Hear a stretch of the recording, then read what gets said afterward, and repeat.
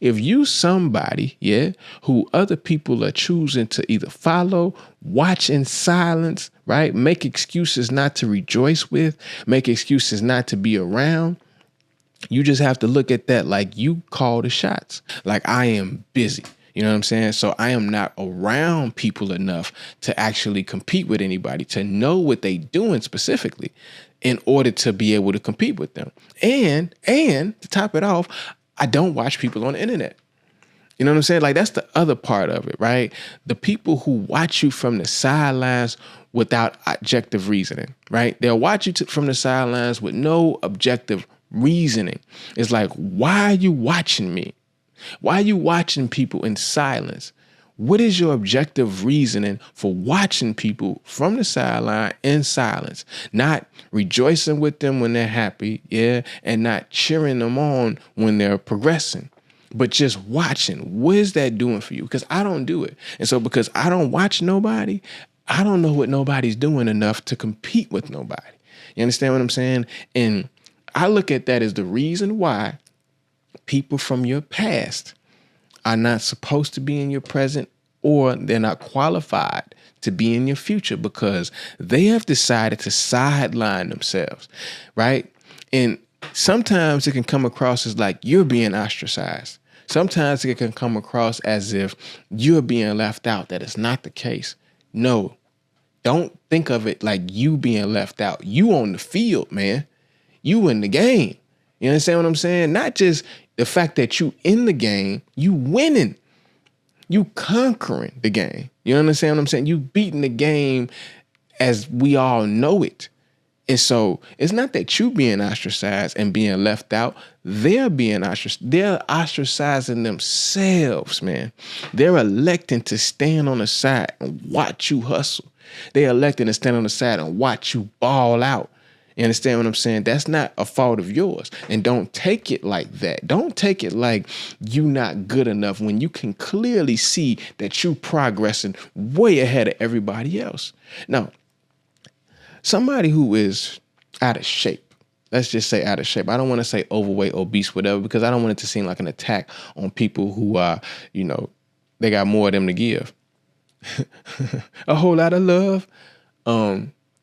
But let's just say somebody who's out of shape, and then a dude comes in who is ripped, shredded, jacked, whatever y'all call it. He buff and all of that.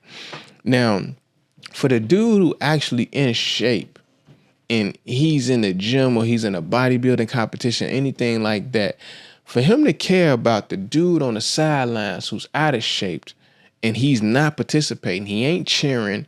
You understand what I'm saying? And he not necessarily giving commentary as to what's taking place. For that person who's in the competition, who is buff, who is jacked, to feel he's left out is kind of crazy. Because how are you left out when you the one who making all the plays happen? You making all the shots. You understand what I'm saying? You actually calling the shots. You just can't call shots with them because they've elected to sit this out. And that's kind of how you got to see it. If you somebody, yeah, who other people are choosing to either follow, watch in silence, right? Make excuses not to rejoice with, make excuses not to be around. You just have to look at that like you call the shots. You have to look at that like you are the boss of whatever this entity is, whatever this realm this space that you occupy. You the master of it. And if they've chosen to sideline themselves and not be a part of what you're doing, or to not at the very least rejoice with you, then you have to look at them as obsolete. They can't matter. They can't. And you can't go off of the past, because that's going to blind you and you're going to romanticize this person, when in reality, this person is your nemesis or something of the sort. Not necessarily a villain, because you don't have to be villainous to be a hater. I'll say that again. You ain't got to be villainous to be a hater. We see villains. We see like Mr. Burns from The Simpsons. Excellent. They sit and twiddle their fingers and whatnot and plot and plan destruction. It ain't got to always be somebody like that for them to be in that role. You understand what I'm saying? For them to be a hater. And that's what you're dealing with. Somebody who chooses to watch you from the side, they hating on you, homie. You understand what I'm saying? They don't want to rejoice with you in times of rejoicing, times of happiness, because they hating on you. And they don't want to be around you to not just advance themselves, but to, I don't even, how do I say it? To be a part of what it is that you're doing. They rather sideline themselves, only call upon you when they need you. And again, that's because the competitiveness that they have put inside their head, they self, that they've decided to engage in, they not your homie. They're not your homie. They're not a friend of yours. And do you need friends? Like how deep does friendship have to be? It don't have to be that deep. You understand what I'm saying? But it can't just be surface to qualify as a friend. But I would rather take an associate or somebody I know of who, for all intents and purposes, can rejoice with you. You understand what I'm saying? And don't have to make excuses. They can just say no. I'm more